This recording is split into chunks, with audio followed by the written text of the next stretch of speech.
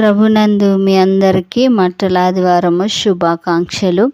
ఈరోజు దేవుని వాగ్దానము, ఇదిగో నీ రాజు సాత్వికుడై గాడిదను భారవాహిక పశు పిల్లనైన చిన్న గాడిదను ఎక్కి నీ యొద్దకు వచ్చుచున్నాడని సియోను కుమారుతో చెప్పుడి. మన దేవుడు సజీవుడు, గొప్పవాడైన దేవుడు సాత్వికుడై గాడిద పిల్లను ఎక్కి వచ్చుచున్నాడు. ఈ లేఖనము కొన్ని వేల సంవత్సరాల క్రితం యేసుక్రీస్తు ప్రభువారి కొరకు రాయబడింది. ఈ లేఖనము నెరవేర్పే మట్టలాదివారము. ఆ రోజు ప్రభు కట్టబడి ఉన్న గాడిదను విప్పి మరి దాని మీద కూర్చుండి ఉన్నప్పుడు ప్రజలందరూ, జనసమూహములు అనేకములు తమ బట్టలు దారి పొడుగునా పరిచిరి.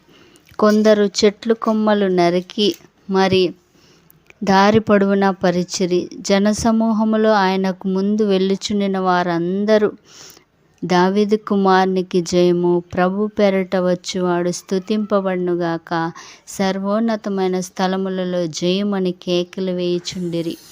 కాబట్టి రాజు మన దేవుడు మనల్ని విడిపించడానికి ఆయన వచ్చి ఉన్నాడు. అదే మట్టలాదివారం.